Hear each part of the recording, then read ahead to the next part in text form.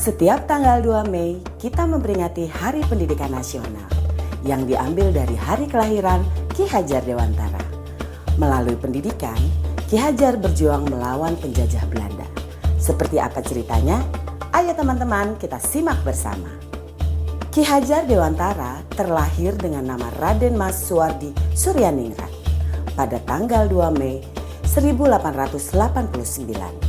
Ia dibesarkan dalam lingkungan Keraton Pakualam di Yogyakarta. Ki Hajar sempat kuliah di Stovia atau Sekolah Dokter Pribumi. Kemudian ia bekerja sebagai wartawan di koran seperti Utusan Hindia dan Kaum Muda. Sejak muda, Ki Hajar berani menentang pemerintah kolonial Belanda.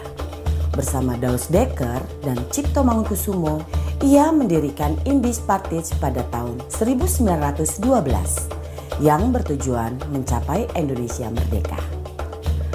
Akibat kritiknya pada pemerintah Belanda, dalam tulisan Seandainya Aku Seorang Belanda, Ki Hajar diasingkan ke Pulau Bangka.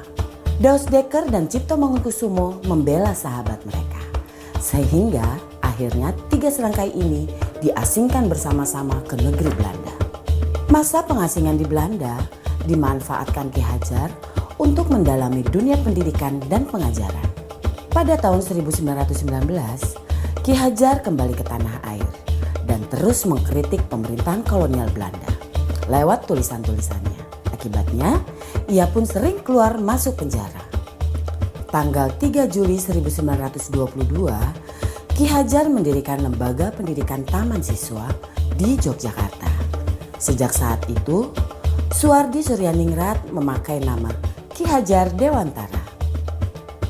Anak-anak dari semua kalangan, baik ningrat maupun rakyat biasa, bisa bersekolah di Taman Siswa. Perguruan ini memiliki semboyan Ing Ngarso Sung Tulodo, Ing Madyo Mangunkarso, Tutwuri Handayani. Artinya, di depan memberi contoh, di tengah membangun semangat, dan di belakang memberi dorongan. Prinsip ini berlaku untuk semua pamong atau guru dan murid di Taman Siswa. Setelah Indonesia merdeka, Presiden Soekarno mengangkat Ki Hajar sebagai Menteri Pendidikan pertama.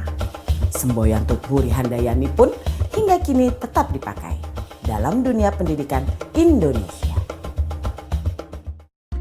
Bapak Ibu calon guru penggerak telah menyimak video profil sejarah Bapak Pendidikan Nasional kita Ki Hajar Dewantara. Pada kesempatan ini, izinkan saya untuk memaparkan refleksi saya terkait pemikiran Ki Hajar Dewantara untuk membuat kita lebih memahami impian besar beliau untuk membawa anak Indonesia mencapai kemerdekaan belajar. Ada dua hal yang ingin saya sampaikan di sini. Pertama, beliau berkata bahwa pendidikan adalah tempat persemaian benih-benih kebudayaan. Pada hal ini, Ki Hajar membuat sebuah koneksi dua hal yang tidak terpisahkan antara pendidikan dan kebudayaan. Dua hal ini adalah satu kesatuan. Menurut Ki Hajar, untuk mencapai kebudayaan yang kita mimpikan, peradaban bangsa yang kita cita-citakan, pendidikan adalah fondasinya. Atau dengan bahasanya Ki Hajar adalah tempat persemaian benih-benih kebudayaan.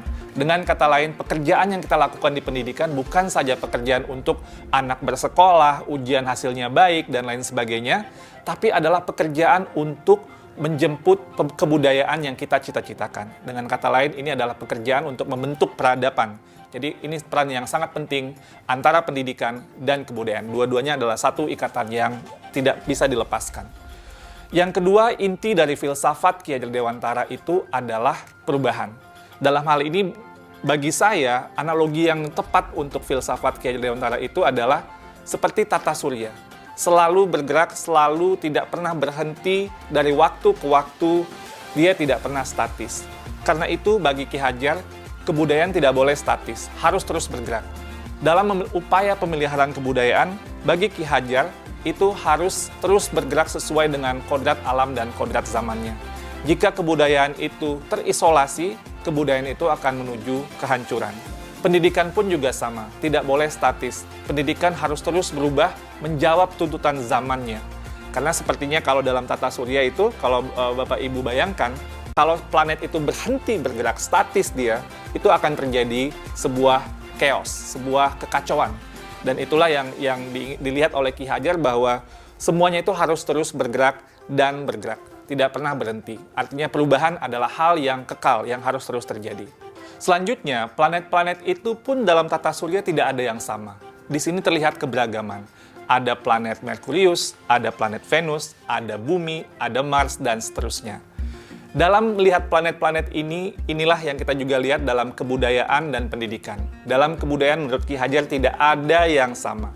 Ada kebudayaan yang mungkin seperti Mars, ada seperti Bumi gitu ya, tapi tidak bisa disamakan. Ketika kita melakukan pertukaran kebudayaan, itu bukan untuk menyamakan semuanya, tapi untuk menguatkan identitas dari masing-masing kebudayaan.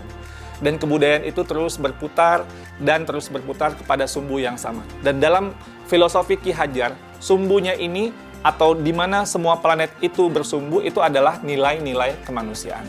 Dan ini yang menjadi hal yang esensi dari semua kebudayaan, dimanapun kebudayaan itu berada. Baik itu kebudayaan di Indonesia yang beragam maupun kebudayaan dunia yang juga sangat beragam. Esensinya menurut Ki Hajar adalah nilai-nilai kemanusiaan. Pendidikan pun juga sama. Anak tidak pernah ada yang sama. Dua anak kembar itu tidak pernah sama persis, bahkan kembar siam sekalipun. Fitrah dari penciptaan dari Yang Maha Kuasa itu adalah keberagaman. Menurut Ki Hajar, biarkanlah anak-anak itu memiliki keunikannya sendiri-sendiri. Ibarat planet-planet tadi, mereka bergerak dengan kecepatannya sendiri-sendiri. Kalau Bapak Ibu lihat di tata surya, Merkurius itu berputar sangat cepat, sementara mungkin planet Jupiter itu agak lambat berputarnya. Dan ini mereka juga berputar dengan kecepatannya sendiri-sendiri sesuai dengan orbitnya masing-masing. Masing-masing punya cerita di dalam planet yang berbeda-beda. Jadi tidak bisa dipaksakan Bumi itu harus menjadi seperti Saturnus atau Neptunus itu menjadi Merkurius. Semua ada orbitnya masing-masing, semua bergerak pada sumbu yang sudah diatur dan menghamba pada nilai yang sama, yaitu nilai-nilai kemanusiaan. Nah, lalu apa yang kemudian menjadi relevansi pemikiran-pemikiran Ki Hajar Dewantara terhadap transformasi pendidikan yang sedang kita lakukan sekarang? Filosofi Ki Hajar adalah filosofi tentang perubahan, dan dalam hal ini ada 3 kerangka perubahan Ki Hajar Dewantara. Yang pertama adalah kodrat keadaan. Dalam melakukan perubahan, kita harus melihat kodrat keadaan yang terbagi 2. Pertama, kodrat alam, yang kedua, kodrat zaman. Kodrat alam itu adalah terkait dengan alam tempat di mana masyarakat itu berada. Seperti yang digambarkan oleh Ki Hajar, kalau alamnya daerah pertanian itu berbeda dengan daerah pegunungan atau daerah pantai. Yang 2 musim itu berbeda dengan 4 musim dan seterusnya. Ki Hajar bercerita bahwa kalau orang Belanda melihat orang Indonesia itu boros, karena orang Indonesia alamnya sangat ramah sekali. Jadi tidak pernah mungkin berpikir untuk masa depan yang terlalu jauh, karena alamnya selalu menyediakannya. Sedangkan orang Indonesia melihat Belanda itu pelit. Tapi ini Belanda dibentuk oleh alamnya juga, karena dia harus hidup 4 musim, dia harus berhemat, karena nanti ketika datang musim dingin, tidak bisa lagi tumbuh atau pertanian tidak bisa bergerak. Jadi ini kodrat alam yang membentuk sebuah kebudayaan, kebiasaan sebuah masyarakat. Nah, lalu juga ada kodrat zaman, bagian kedua dari kodrat keadaan. Kodrat zaman ini berarti bahwa walaupun alamnya sama, seperti daerah Bandung atau daerah Semarang dan lain sebagainya, itu tidak pernah sama dari waktu ke waktu. Jakarta tahun 1950 berbeda dengan Jakarta tahun 2020 dan akan berbeda dengan Jakarta 2050 dan seterusnya. Masing-masing zaman itu memiliki tantangannya sendiri-sendiri. Pada saat ini tantangan kita adalah bagaimana menjawab revolusi industri 4.0 dan sebagainya. Percepatan revolusi teknologi ini sangat luar biasa dan ini merupakan tantangan yang pada zaman ini sedang kita hadapi. Lalu yang kedua adalah prinsip melakukan perubahan. Kalau tadi kodrat keadaan, yang kedua ini prinsip melakukan perubahan. Di sini ada yang namanya azas trikon, kontinuitas, konvergensi, dan konsentris. Dalam melakukan perubahan, menurut Ki Hajar, kita harus melakukan sebuah dialog kritis dengan sejarah kita. Kita harus menjaga nilai utama dari masyarakat kita. Harus berakar pada identitas utama dari sebuah masyarakat. Jadi walaupun perubahan itu menjawab kodrat zaman, tapi nilai esensi budaya masyarakat itu harus tetap dipegang. Tapi juga harus ada dialog kritis sehingga bisa terus berubah. Jadi kontinuitas ini bisa terjaga dengan baik. Yang kedua, harus konvergensi. Maksudnya apa? Perubahan-perubahan yang kita lakukan itu harus menuju pada suatu titik yang memperkuat nilai-nilai kemanusiaan. Jadi, dalam konteks konvergensi ini, pendidikan itu harus memanusiakan dan memperkuat kemanusiaan kita. Yang ketiga, konsentris. Jadi, walaupun menuju pada nilai-nilai yang sama gitu, sumbu yang sama, tapi kita tetap harus menghargai keragaman yang ada. Karena kalau konsentris itu ibarat planet tadi, dia berputar sesuai dengan sumbunya, sesuai dengan orbitnya. Tidak bisa dicampur-campurkan. Karena itu, pendidikan itu harus menghargai keunikan. Karena itu juga, pendidikan itu harus memerdekakan. Biarkanlah masing-masing berputar pada sumbunya, beredar sesuai dengan orbitnya. Menurut kata Ki Hajar, pendidik itu ibarat petani. Petani itu dia bercocok tanam, dia memiliki banyak sekali misalnya bibit. Ada bibit padi, ada bibit jagung, ada bibit kedelai. Yang padi, tumbuhkanlah dia sebagai padi. Jangan menumbuhkan padi itu berharap menjadi jagung. Tidak akan pernah menjadi seperti itu. Dan jangan pula memelihara jagung dengan ilmu memelihara padi. Nggak jadi tumbuh kembangnya jagung itu.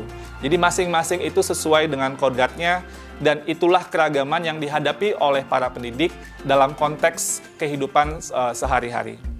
Lalu yang ketiga, apa yang berubah? Yang berubah di sini adalah budi pekerti. Maksudnya ini apa? Ada dua kata di sini. Ada budi, ada pekerti. Budi itu, menurut bahasa Ki Hajar, itu ada 3 komponen, yaitu cipta, rasa, dan karsa. Cipta itu artinya pikiran, rasa itu perasaan, karsa itu adalah kemauan. Dan pekerti. Pekerti itu maksudnya tenaga atau raga. Dalam filosofi pendidikan Ki Hajar, ini harus seimbang terjadinya perubahan tersebut. Ada olah cipta, menajamkan pikiran, olah rasa, menghaluskan rasa, olah karsa, memperkuat kemauan, dan olahraga, menyehatkan jasmani. Sehingga pendidikan itu harus holistik, harus seimbang, tidak bisa timpang. Kalau pendidikan ini bisa kita lakukan dengan seimbang, menurut Ki Hajar, ini akan terjadi kesempurnaan budi pekerti yang membawa kita pada kebijaksanaan. Dengan kata lain, jika kita melakukan pendidikan yang seimbang, tumbuh kembang anak secara holistik, ini akan menghadirkan banyak insan-insan yang penuh kebijaksanaan. Sebaliknya, jika kita melakukan pendidikan dengan timpang, maka kita akan menciptakan masyarakat yang langka, bahkan mungkin hampa dengan kebijaksanaan. Pada akhirnya, semua disiplin ilmu harus menuju kepada kebijaksanaan.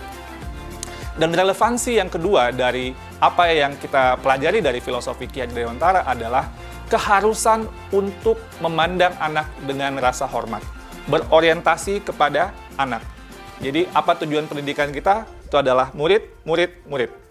Jadi menurut Ki Hajar, semua yang kita lakukan di bidang pendidikan dan para pendidik itu harus berorientasi penuh kepada murid. Dengan bahasa Ki Hajar, salah satu azas dari Taman Siswa, bebas dari segala ikatan, dengan suci hati mendekati sang anak, tidak untuk meminta suatu hak, namun untuk berhamba pada sang anak. Kata-kata berhamba pada sang anak adalah sebuah analogi, tapi memiliki kedalaman nilai yang luar biasa. Bahwa Ki Hajar, seorang yang sangat ditokohkan, melihat bahwa berorientasi kepada anak ini adalah hal yang paling utama, paling esensial bagi kita para pendidik. Semoga refleksi singkat ini bisa menjadi sebuah inspirasi bagi Bapak Ibu semua, calon-calon guru penggerak yang saya banggakan. Terima kasih Bapak Ibu penggerak, salam bahagia.